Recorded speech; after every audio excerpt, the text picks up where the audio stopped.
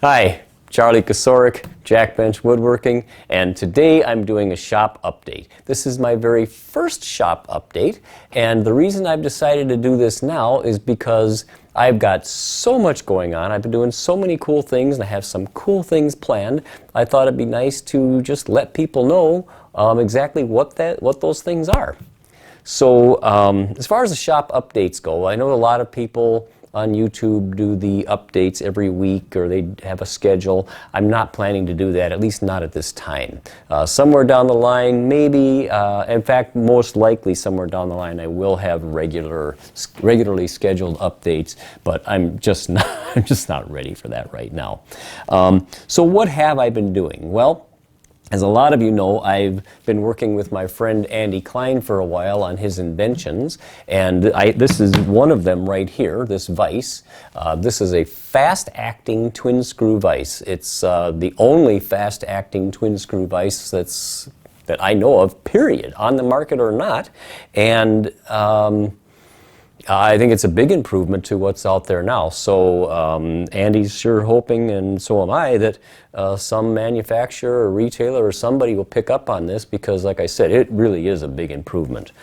We've got a couple of videos online about this, and I encourage you to check them out.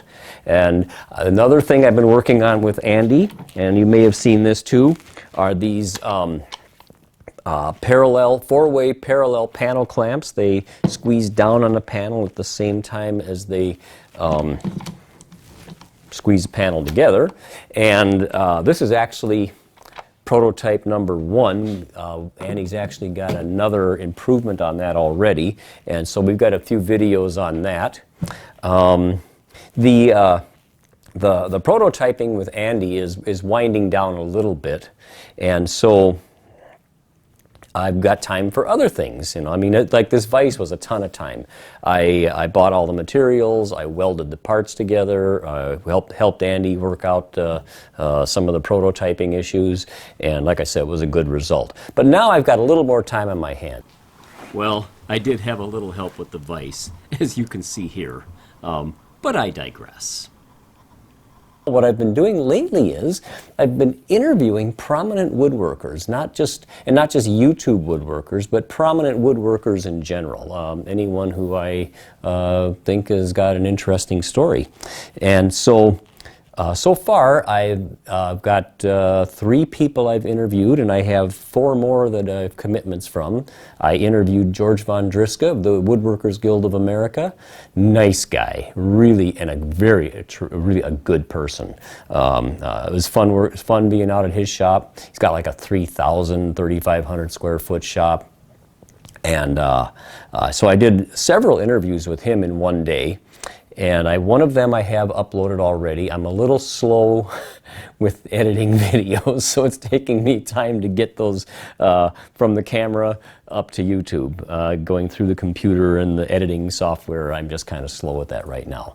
So, but anyway, that's a very interesting video. I also did a shop tour with George, and George talked a little bit about workbenches. George likes adjustable height workbenches.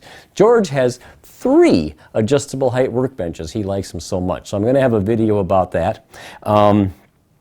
And then I also interviewed Tom Casper. Now, Tom is best known for being the editor of American Woodworker magazine. He did that for many years. He was editor of the magazine. And he also was the editor for a few years of Woodwork magazine, which was one of my very favorites. And so Tom spent a lot of time with me. We did an interview, and we did a shop tour. And Tom, I should mention too, Tom teaches, does a lot of teaching. He teaches at the Center for Craftsmanship in Maine. He knows a lot about hand planes, hand tools. That's kind of what he teaches most of the time, but he could teach a lot of different things.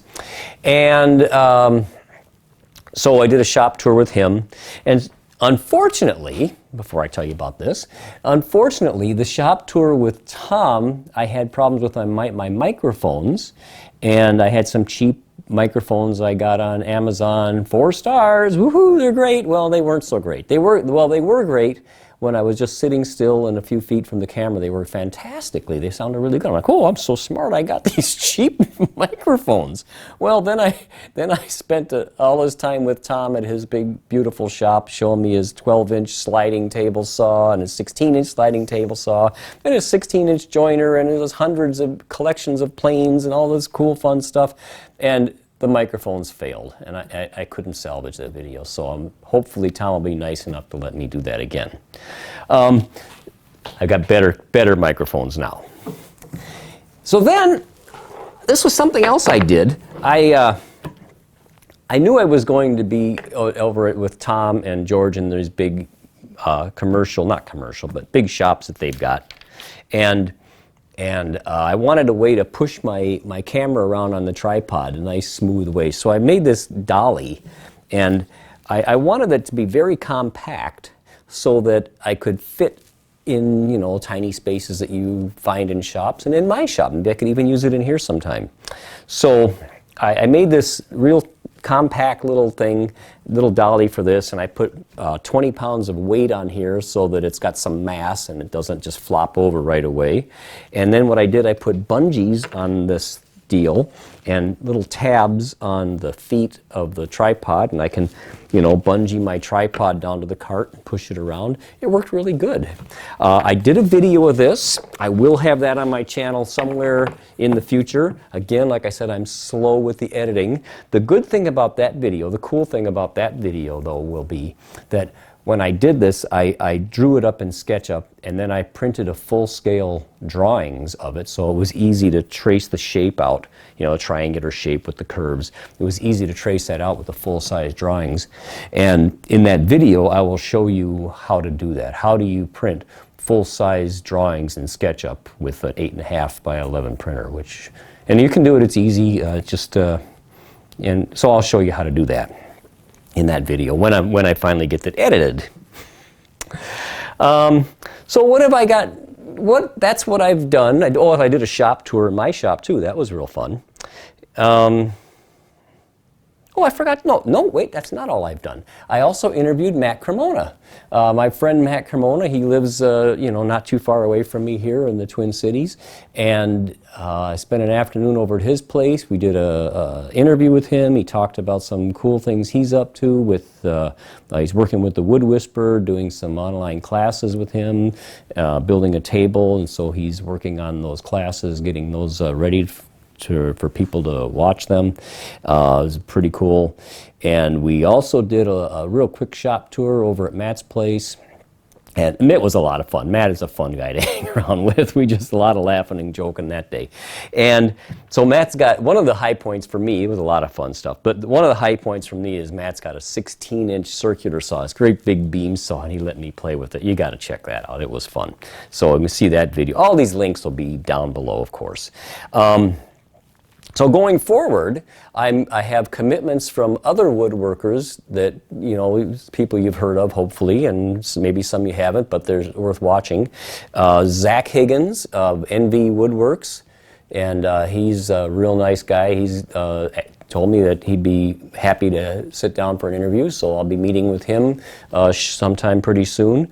Ray over at Tab Left Woodworks. Tab Left Wood Shop? Anyway, Tab Left, great channel. And Ray has got some super clever ideas, some really cool videos. Check his channel out. And so I'll be meeting with him in the next few weeks. Matthew Morris of M&M Wood Studio, and Matthew also has another channel that he and Matt Cremona do, the Matt and Matthew show. So I'm going to be meeting with Matthew. And Andy Klein, my friend, I asked him, I says, you know, Andy, you know, you've got all of these great ideas. How do you do it? You know, so Andy's going to talk a little bit about his, you know, his creative process, and I think that's something that we'd all like to know more about. How do we get the creative juices going? You know, the way he does. So, or at least how does he do it anyway? And then there's other people I'll be interviewing. I can't say who they are just yet because I don't have firm commitments and dates, but there's going to be some more fun stuff coming up. So anyway, that's where it's at with me right now. Thank you for watching. Appreciate it. Subscribe, thumbs up, share. Yeah, baby. Thanks. Appreciate it.